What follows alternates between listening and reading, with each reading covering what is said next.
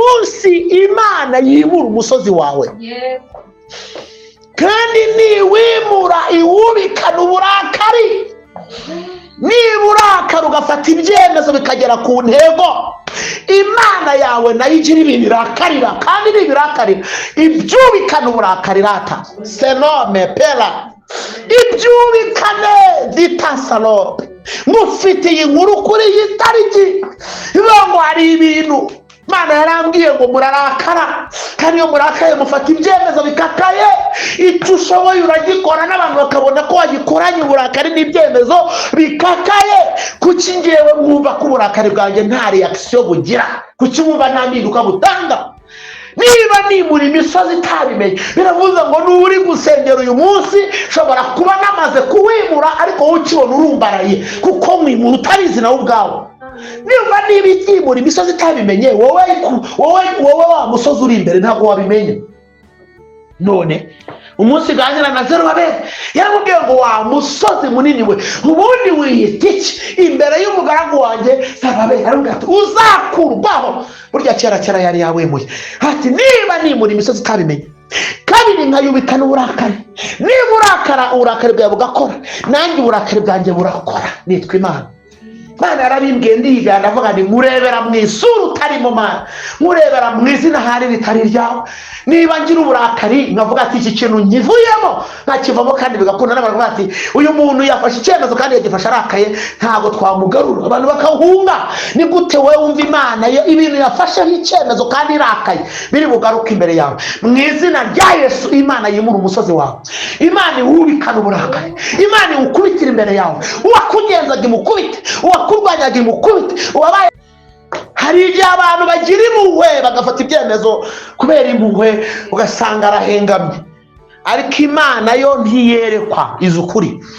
Ibyo unyuramo irabizi, ibyo unyuramo biruhije nshuti, n'iby'igihe gitoya n'ibihoraho, n'ubwisezerano ryayo risa naho ritinda, ntabwo rizahera, jya uyizera. Yasezeranye ko izabana nawe no mu bihe nk'ibyo biruhije, bw'isezerano ryayo risa naho ritinda, ntabwo rizahera, jya uyizera. Ibyo unyuramo biruhije nshuti, n'iby'igihe gitoya n'ibihoraho, ntibigatume uteshuka ngo ureke Imana. Imana idahemuka, jya uyizera.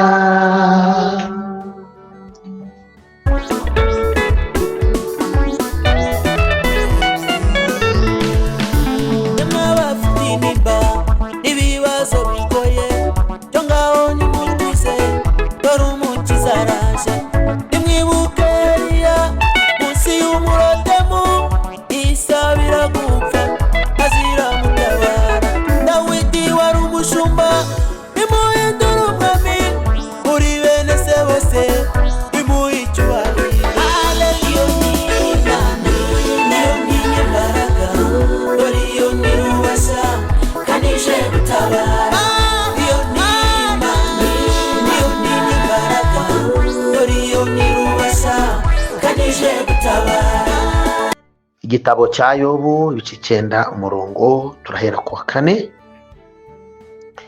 Ijambo ry'Imana riravuze ngo igira umutima w'ubwenge kandi n'intwari y'inyamaboko, ninde wayinangiriye umutima akagubwa neza? Kabiri cyangwa se umurongo wa 5, yimura imisozi itabimenye, ikayubikana uburakari bwayo. Imana ishimwe.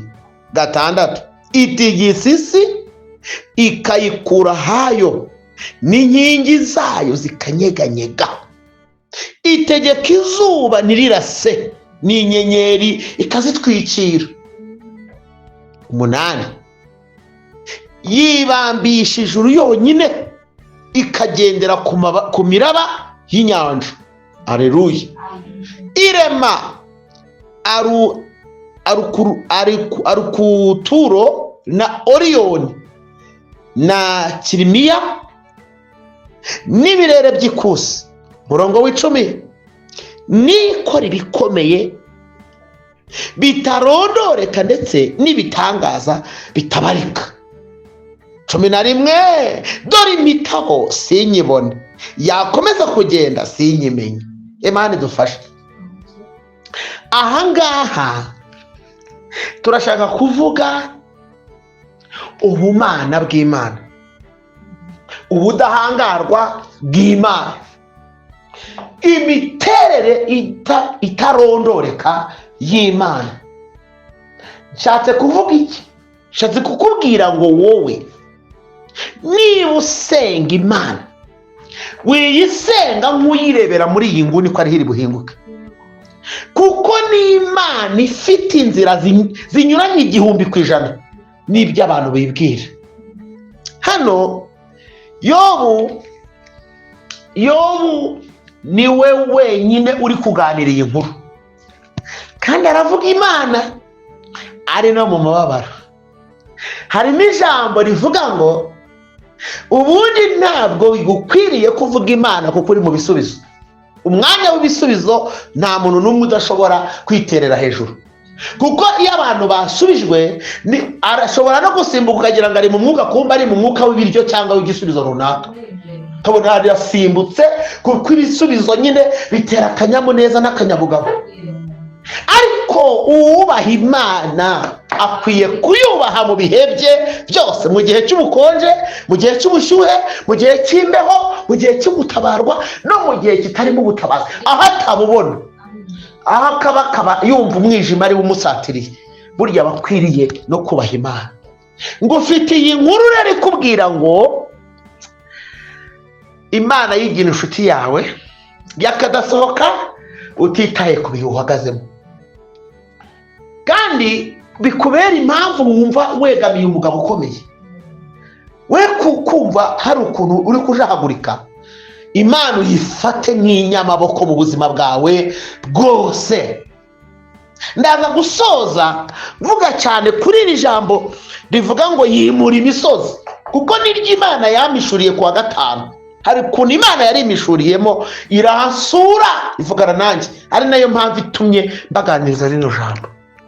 Ariko naragera aho hirya, atubaze tuvuge kuri Yobu gato. Yobu Bibiliya iratubwira ngo ni umwe mu bantu, cyangwa se yari atuye mu gihugu cy'ahantu bita muri Usi. Ni icyambere bavuga aho yari atuye. Abantu benshi batanazi Bibiliya, abatazi ijambo ry'Imana, abatajya bakurikirana amateka, abatazi Bibiliya cyangwa se bayisoma nabi, n'abayisomewe uko babyumva, n'abayisomewe n'abayifitemo inyungu runaka bayibyazamo, bazi ko yo batabayeho ngo ari igitekerezo. Ariko ndashaka kubamenyesha ko ibintu byitwa igitekerezo ntibajya bavuga umuntu aho yari atuye igihugu na karitsiye, ntibibaho. Igitekerezo ntabwo ari uko bacyita, ababizi bazasome. Yobu ni umuntu wabayeho kandi abaho afitanye ubumwe budasanzwe n'Imana, mukundira ibintu byinshi. Ariko ndashaka kubabwira ibintu bibiri. Icyambere, muri icyo gihugu cyarimo abantu benshi, ariko aharanira ko izina rye rimenyekana ku Mana, abandi naho ritamenyekana. Muzi ko hari n'abantu muri Bibiliya bajya bantangaza, umuntu wanditse Bibiliya utazwi izina. Mujya mumwumva ngo mwene Siraki, ko yitwa mwene, ko bavuga ngo ni mwene Siraki. Uwo mwene Siraki yitwaga nde? Kuki bavuga Siraki? Uwo mwene wowe kuki atavuga? yavuze ngo umuntu Bibiliya itavuga izina ikamutsinda aba afite ibibazo. Mwene Siraki ibaza, Siraki ni se umubyara, ariko nyiri igikorwa ntavuga. Kandi igikorwa cya nyacyo Imana ikunda nicyo bitangirana. Nakoranye na runaka, nzagendana nawe, nzavugana nawe, nzahagararana nawe, nzaba Imana yawe. Iyo uvugana nawe kuvuga mu izina, yaravuze ngo nakumenye izina. Nakumenye iki? Mwene Siraki afite ibibazo kuko ntazwi izina. Mujye mwitonda serious, ujye uharanira ko izina ryawe rimenywa. Ikintu mwebwe mwajya mucyitaho mu bintu bikomeye. Imana kuko wangireho umugisha nkakumenya iki? Imana mu bintu bya mbere yitaho ku muntu ni ukumumenya izina. Noneho Yobu aramenyekana, iyo ni impamvu ya mbere. Kabiri, we umva ikintu umukundira rero, ngo yarakiranukaga ku rwego ngo buri cyumweru yajyaga afata igitambo akajya imbere y'Imana akavuga ati rata Uwite, njyeweho dusanzwe dufite uko tubanye kandi neza, ariko nje gutambirira ba bahungu bagene b'abakobwa. Ahari birashoboka ko hari uwagucumuyeho muri iki cyumweru. Iyo barebye ntabwo babonamo imbaraga n'ubusabane bwawe, ariko njye urabizi ko dusabana. None pfukamiye urubyaro rwanjye.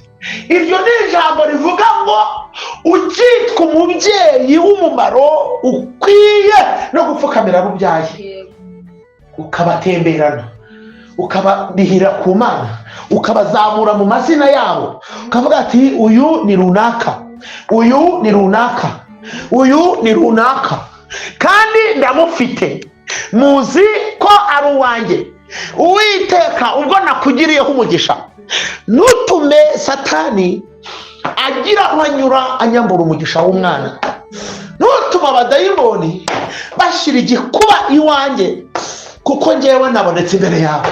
Nishe ibyuho by'abazimu, funza amayira ya dayimoni, mvuguruje ibyo Satani yavuze. Haleluya! Iyo uri umugenzi umenya yuko iwawe Satani yakubuze agushakira ahandi, hanyuma bikagutera umwete wo gutambira igitambo babandi, igitambo cy'ishimwe cy'uko abana bagati baba amahoro. Ibintu n'inyigisho twigisha bonera kuvugamo konfiziyo ebyiri. Hariho abapasiteri bayitwaza bakagondagonda abantu babavanamo ibyo batunze ku gahato.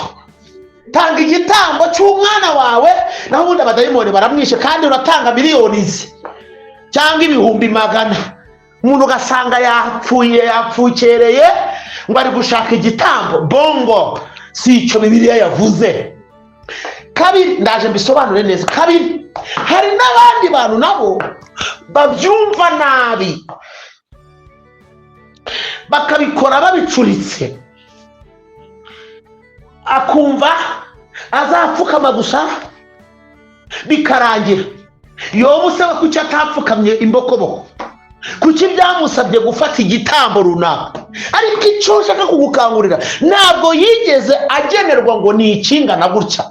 We ahubwo umutima we waramubwiraga ngo fata igitambo kimeze uko, ukijyana imbere y'Imana, hanyuma utambirira abana bawe. Bivuze iki? We n'umutima wawe ukwiye gutekereza ngo ndakora iki, mu bushobozi Imana yamaye nkora iki, kandi ukumva ukora ikintu kikubohokeye, kitari butuma umutima wawe uzabiranywa, ahubwo ukagikora kugira ngo izina ry'Imana yubahwe. Wereka Imana ko mu nguni zose wahakoze.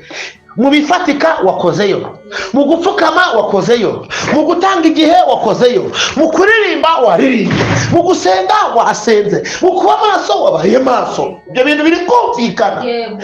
Ibi bintu rero bitera urujijo. Bamwe bakaza bavuga ati reka ibyo bintu ntabwo Imana igurwa, ntabwo igurirwa. Oya, n'ubundi ntabakubwiye ngo ugure n'Imana, kuko ntiwashobora kugura nayo. Ahubwo babyita kujyana umutima wawe n'ibyawe byose.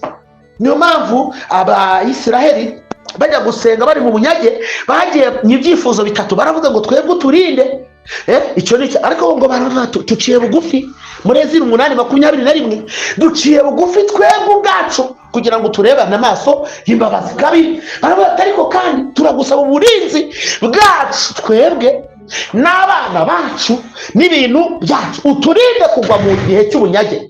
Bari mu bunyage bubabaje kuko bumvaga baguye muri ubwo bunyage bapfana agahinda. Hari igihe Satani agusaba ku buryo ubona ko n'ubuzima bushobora kubigenderamo, kandi ukabona ko rwose waba ujyanye akababaro.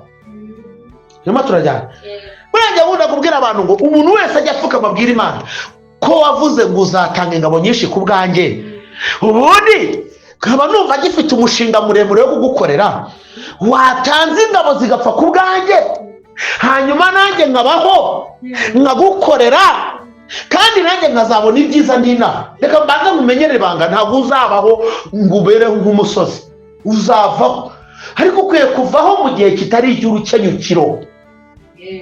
Kuko Bibiliya iravuga ngo umuntu ngo muri munsi y'imyaka 70 wese yapfuye abakenyutse, niko Bibiliya ivuga. Ngo arama 70 ngo yakabye akagera 80. Burya iyo ugize 70 ntabwo twahoririmba ngo tuvuge ngo turababaye ngo umuntu yakenyutse. Oya, ubugiye neza kuko ubugiye mu myaka Imana yavuze, muri renji y'Imana, mu gihe cy'Imana. Noneho iyo ugiye munsi ya 70 turavuga tuti umuntu arakenyutse, kuko nyine Bibiliya ntibeshya. Niyo mpamvu nge mbwira Imana ni hoya, byanashoboka ko n'ejo Satani yanyiba. Abandi bati ni ubushake bw'Imana. Kuki ubwo bushake butumye ugenda kare? Imana yaguhagazeho ikakurinda. Niba ko kuyifitiye umumaro, kwivuga ngo izatanga ingabo nyinshi zife ku bwawe, ngewe njya nicara nkabwira abantu ni nshobora no gusenga nkabwira Imana ni n'ubundi ushaje wese aragenda. Ushaje wese agira ate? Aragenda. Ugize imyaka 100 barataha kuko ntibagumina. None se twe gusaba nabi ngo tuvuge ngo ni hapfa ingabo z'abasore n'abajeri n'abakobwa n'impinja? Oye, wose kubera iki kandi uri mukuru? Ahubwo bwira Imana uti niba mu ngabo, niba ubona kumvunja wamvunjamo abakuze nka 200 batware, kuko n'ubundi bageze igihe cyo gutaha, ariko njyembeho mbe gukorera. Ariko Imana impamvu kenshi bikunda kumera gutyo ni ukwishyira ku mirongo igasanga rimwe na rimwe natwe ntacyo tuzayikorera, gasanga ni ukuri binahangaha turuhanya gusa, gasanga ni ukuri binahangaha tufite inyungu zacu bwite gusa, ariko Imana ibishaka ngo tuyikorere. Yobu akagenda agatamba, nta wamubazaga ngo uratambe ikingana gute, nta wamubazaga ngo uratwara inka y'ishigija cyangwa uratwara inyana. Oya, yaravuga ati ngewe mbizi ko mfite abana, kandi abana banjye ni ikibazo, ubwabo ntibashobotse, nanjye ndabizi. Ibintu uzi rero si ngombwa ko hari abandi bantu babigukangurira. Niba uzi ko hari intambara urwana nayo, kubera icyo utegereje yuko hari undi muntu uri bukwibutse ko ufite intambara? No, ufite ibyo urwana nabyo, kandi ibyo bintu urwana nabyo ni wowe bihiga, kandi ibyo bintu biguhiga ntabwo ari ikintu Imana yagizemo uruhare, ni umugambi wa dayimoni. Dayimoni rero iyo ngiyo ntabwo ikindi kikoramo ngo keretse gusenga no kwiyiriza ubusa. Yobu ngo agatambira abana, icyo kiveho. Cya gatatu rero, akagira ibyiringiro bidashobora gucibwamo kabiri n'urugo rwe cyangwa inshuti ze. Reka mbivuge neza, n'uwo bashakanye cyangwa abo bagendana buri munsi. Ijambo ryiza ngufitiye amakuru. Ubundi iyo uri umukirisitu uhagarara ku byiringiro ku rwego n'uwo mubana atashobora kugusubiza inyuma, kuko ubugingo ntabwo ari koperative umuntu umusezerana ibyinaha, nta muntu n'umusezerana n'undi ubugingo. Bibiliya hari uko ivuga ikababahanira, avuga ngo mufashanye kugira ngo muzagere mu ijuru, ariko yagera igihe ikavuga ngo nibinanirana umwe azajyanwa undi asigare. Niba ivuga ngo rero ngo ngewe ushobora kujyanwa umugore agasigara cyangwa umugore akajyanwa ngewe ngasigara, biravuze ngo niyo bibaye ngombwa umuntu akiza ubugingo bwe. Icyo kintu cyumvikane cyane. Yobu yagiraga umutima wagutse ku rwego ndafashijwe, ku rwego atagahajurwa n'uwo babana, umugore bashakanye cyangwa inshuti ze. Kandi gatatu, yagiraga umutima wagutse ku rwego ibimugerageza bidasumbye imbaraga uburemere bw'imbaraga z'umutima kwizera afite. Yobu Yobu yahuye n'ibimuhanda, arishima, afata urujyo, akigenzura agasanga ari amahoro, agasanga nta kibazo, agasanga nta gicumuro, agasanga si umunyangeso mbi, agasanga si ibyaha bye, agasanga si urubanza rwe. aba batoya nubwo bimeze bityo, oya ndasenga. Icyambere umugore we baramubwira ati numva nkubwire rwose, yituke uyihakana wipfire. yo baravuga toya madamu, twahabwa ibyiza gusa mu kuboko kw'Imana, twahabwa ibyiza bikadutera ingingo yo gutuka Imana no kuyihakana. Ngo ntibikabeho. Ubaye nk'umwe mu bagore b'abapfapfa. Aza no kubiporotokora, ntabwo yamubwiye ngo uri umupfapfa. Hari ukuntu abarokore batukana bakavuga ngo na Yesu ngo yabwiye Herode ngo ni ingunzu. Ngo nyine ngo afite ingingo imurengera di. Ngo yabonye ingingo. Ngo kuko Herode yavuze ngo Yesu yavuze ngo Herode ni ingunzu. Ngo nanjye nabivuze na Yesu yabwiye Herode ngo ni ingunzu. Ariko sibyo. Ntibikagutera impamvu yo kurengera. Imana idufashe. Aramubwira tubaye nk'umwe mu bagore b'abapfapfa. Yanga kumubwira ko ari umupfapfa, akoresha ubwenge. Ubundi iyo tugeze mu kuganira no gusubiza, umwuka w'ubwenge ukwiye gukora cyane. Imana iwuduhe mu izina rya Yesu. Imana iduhe umwuka w'ubwenge. Umbi cyo gusaba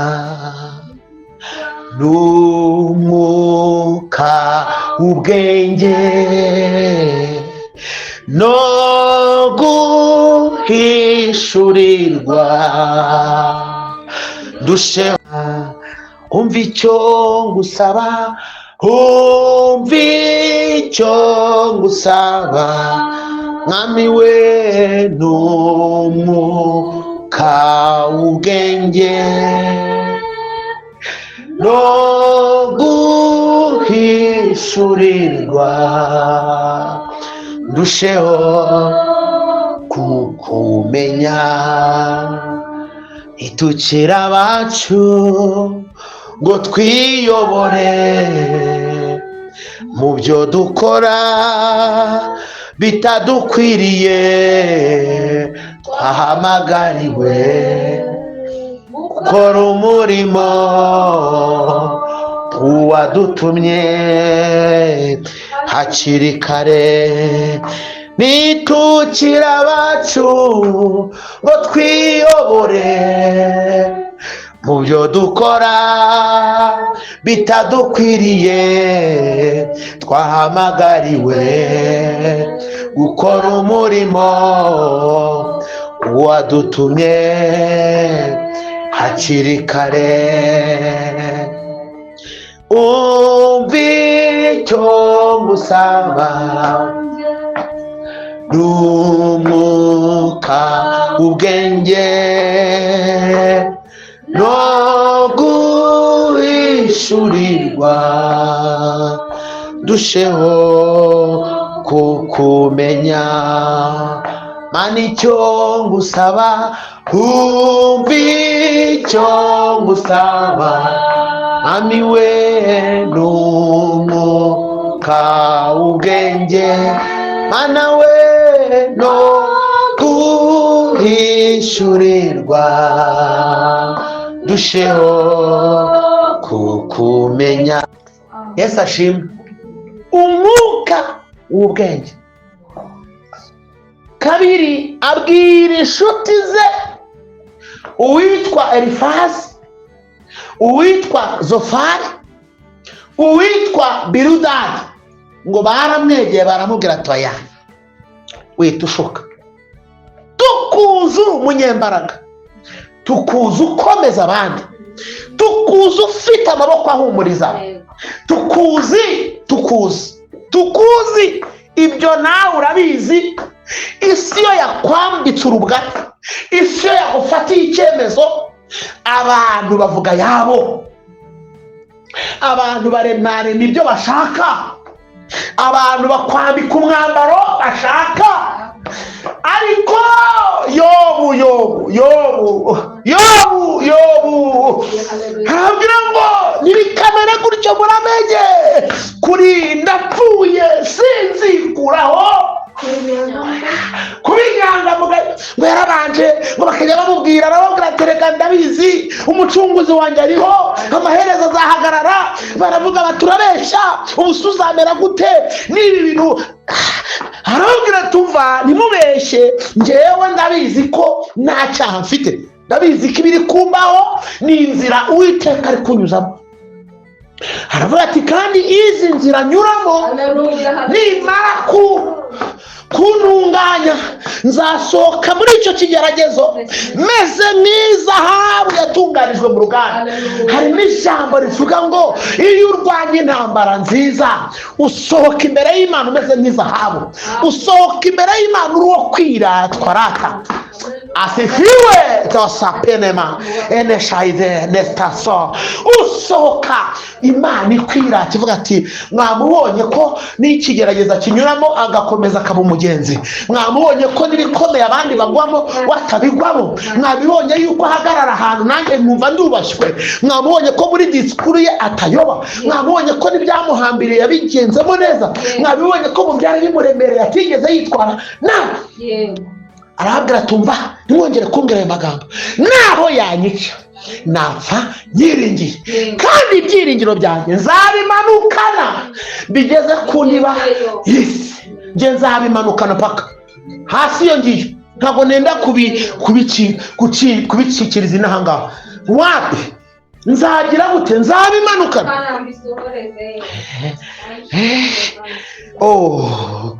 Haleluya haleluya, nzabimanukana bisorezeyo, nzabimanukana bisorezeyo, nzabimanukana we bisorezeyo.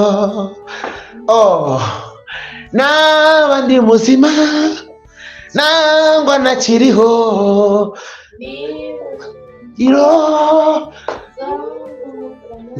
nzamanukanayo, nzabimanukana bisohorezeyo, nzabimanukana we bisohorezeyo. iyo uri umugenzi wirata ibyiringiro. amina. ibintu byose abadayimoni bakubwira bavuga ngo Satani uba uretse gushyiraho akadomo kuko uragerageza ariko nturema. yego icyo kintu ntabwo nyumvishe. uragerageza ariko ntugira ute nturema. uwo mushinga rero uretse kuwushyiraho akadomo si uwawe kuko ntabwo ari wowe uremye. uwo mwana wanjye uretse kumushyiraho akadomo kuko si uwawe. ubwo buzima bwa komana we Imana yawe ukanyumva uretse gushyiraho akadomo dayimoni, uretse wambaraga mbiwe uretse gushyiraho akadomo kuko ibyo ndimo nyuramo nubwo ari ibigeragezo byawe ariko wowe nturi umuremyi. jya umenya gushwishuriza dayimoni, mubwire uti toka egerayo, uzangerageza ariko ntabwo ari wowe muremyi. uwo mushinga si uwawe. ndashimira Imana ko uri umushinga wayo. ndashimira Imana ko waremwe mu ishusho y'Imana. ndashimira Imana ko ariyo ishyira akadomo ku buzima bwawe. baba we baba, uyu rero ntiyigeze yemera ko inshuti ze cyangwa uwo babana mu nzu bwe ashobora kumudeviya mu mugambi we n'Imana. aravuga ati no. baramubwira bati usubura twirataho twishongoraho ngo ufite umubiri ngo uzagira gute, ngo urabona utaraboze, urabona utarashize. hari igihe abadayimoni bagukubita kandi inkoni bagukubise bakayigukubita banaguha ibimenyetso, bakubwira ati ubusa urarenzaho iki, hejuru y'iki uravuga iki. icyo bita kuguhoma umunwa. baba bati turawuhoma turawusudira, nunagerageza guhaguruka tukwereke ko ibyo urimo ari ugupfundikanya. babyita mekanizme de defense, kwihagararaho. turaje tukwereke. yobu baramubwira ati reba wowe nta muzima ufite, ahantu hose ni ibishyute, urishimisha urujyo n'urwara rwaranze, ntugifite n'urwo kwishima. warangiza ngo uzongera ngo umere neza. arangije arababwira ngo ubwanjye ziko umucunguzi wanjye aretse arabwira ngo kandi mwe kunkangisha uruhu kuko nirumara kubora ubwanjye nzareba Imana, amaso yanjye niyo azayireba sayundi. Ngo mfite undi mubiri, mfite undi. Ibyo byiringiro babyita kwinjira, ukinjira mu isi y'ibitariho abantu bareba. Iyo tuvuye gusenga, niyo twasenze neza cyangwa tukumva ijambo ry'Imana, hari igihe ritwizeza ibintu bimeze nk'ikinya, abantu bakaba bagira ngo ntibishoboka. Kuko iyo dusenga ntabwo wabwira abantu ngo nacuye ibiro 5 by'amasengesho, ntabwo wabwira abantu ngo nacuye umufuka w'ibyiringiro, ntabwo wabwira abantu ngo ibyo nasenze byapimye toni, ariko biba bizakora ibintu bipima amatoni rata. Niyo mpamvu yavuze ngo yimura imisozi. Ndashoje. Yobu uyu nguyu aganira n'Imana neza, aganira n'Imana, agirana ikiganiro n'Imana. Abati nzatambira abana, nambira urugo rwanjye. Ngo bukeye inkuru bamuhaye z'incamugongo zarashoreranaga, kandi baramubwiraga ati umuyaga wa serwakira waturutse aha ugera aha, abakarudaya baje babigenza uku, ibintu byagenze gutya. Muri make ibintu bavugaga byabaga ari incamugongo gusa. Nubwo inkuru zawe zazamo incamugongo zingana iki, ntibizigere bituma ugajuka imbere y'Imana, kuko n'ubundi Satani ukurwanya nicyo abashaka. Abashaka ko ubumwe bwawe n'Imana buzamo agatotsi.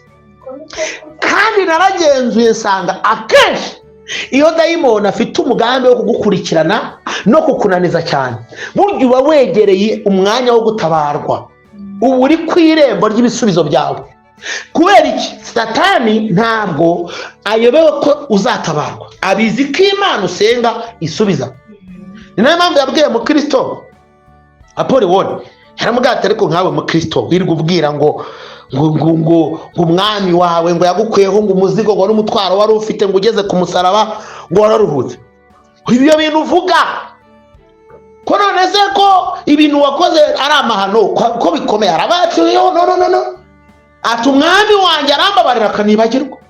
Ndangira aramubwira ati ariko ntatabara vuba. Ngo Apolloni ati ntatabara vuba. Ndangira aramubwira ati kandi ngewe abanjye mbatabara vuba nkoresheje uburiganya. Uwo Apolloni nkoresheje iki?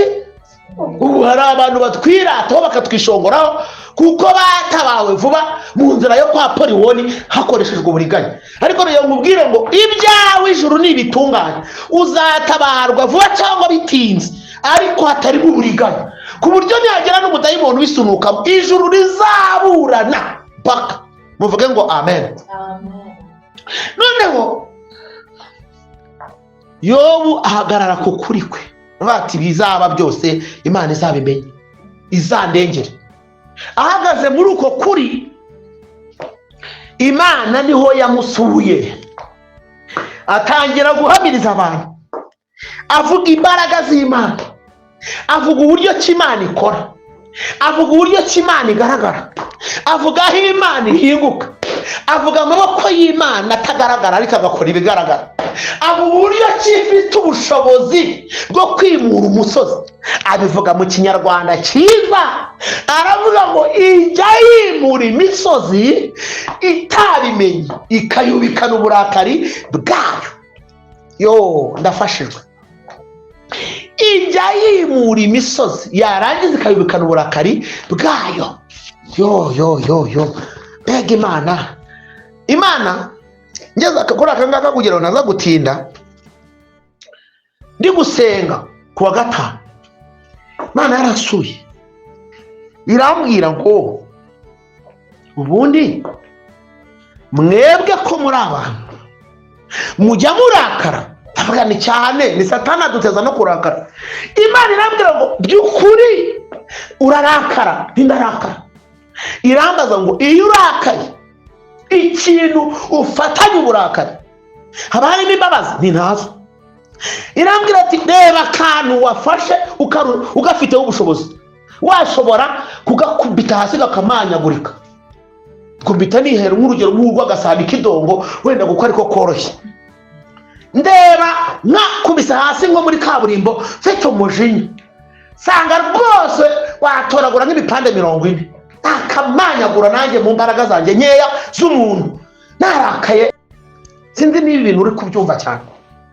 Imana irambwira ngo niba murakara njye mwibwira ko narakara. None se niba uburakari bwawe bushobora kubika ikintu ntikizongere kugira ubuzima, kuki njye mwumva nimura imisozi itabimenye nayubika n'uburakari igasigara iriho, igasigara ifite ubuzima? Kubera iki? Numva ndatsinzwe, ndavuga nti tuyirebera mu ntege nke, tuyirebera mu makuba. Buriya umuntu ufite ikigeragezo ntushobora kumubwira ibintu bikomeye ngo abyumve.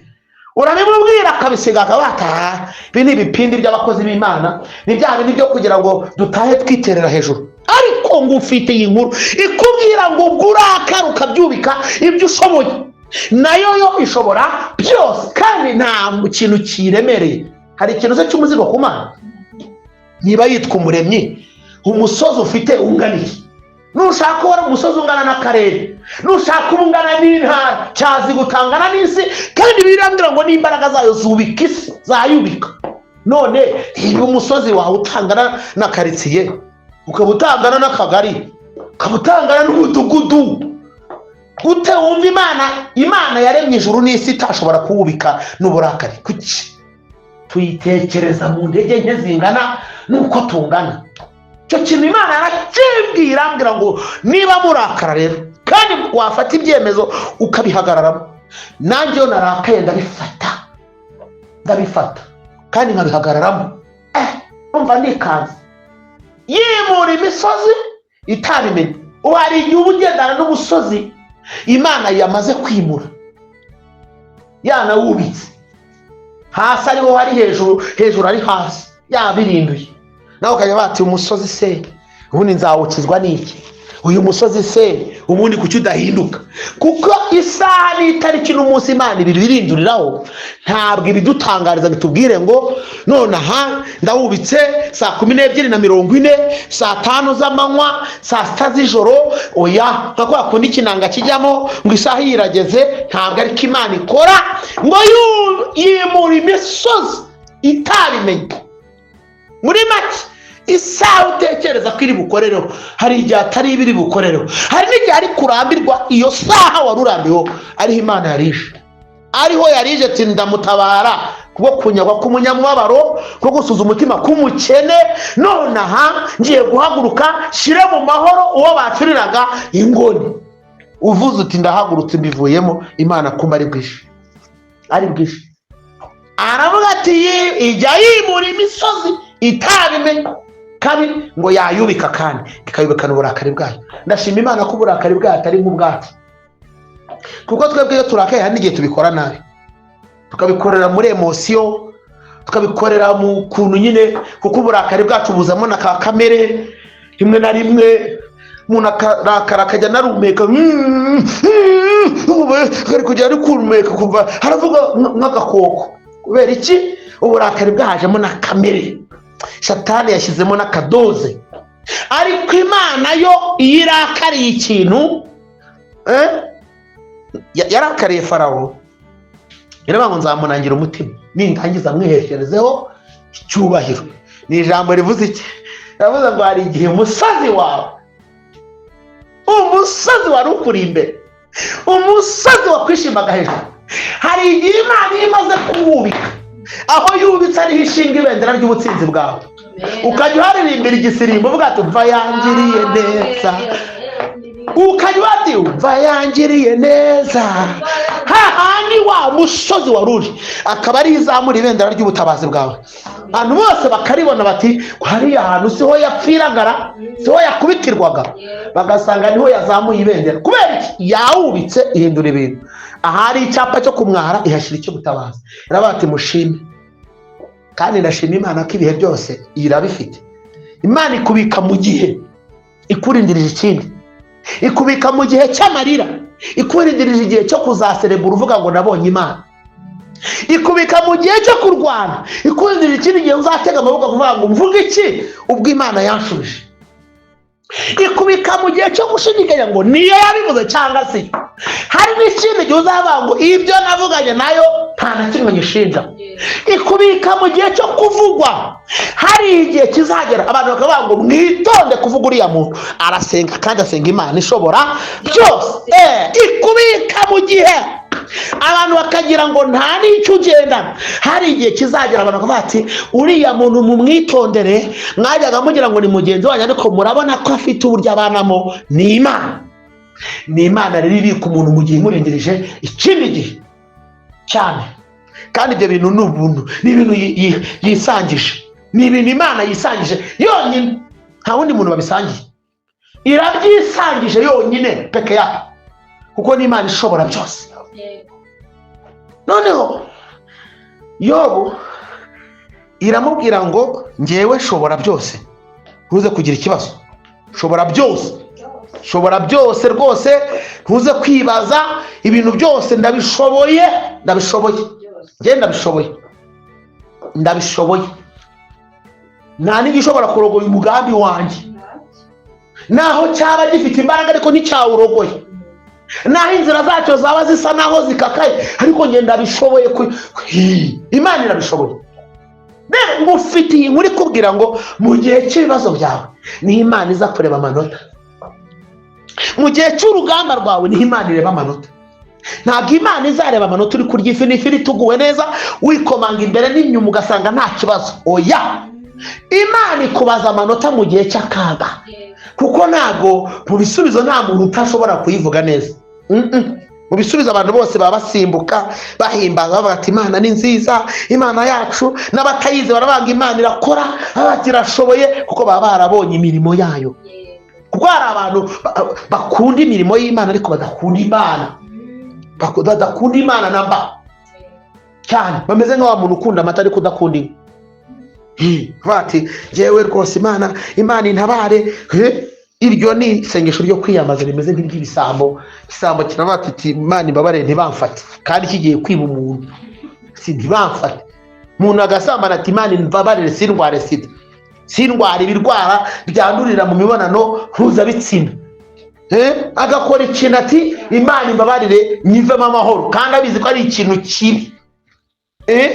Akavuga ati Imana intabare irya none. Irya none ibyo ni kwicuza kutarimo kwihana. Kwihana ni ukureka ukavuga ati ibi bintu mbivuyemo burundu. Kwicuza ni ukuvuga ati iyo mbimenya simbijyemo. Urumva uricujije ariko n'ubundi nibirangira, kuko ari ukwicuza urongera ubisubiremo.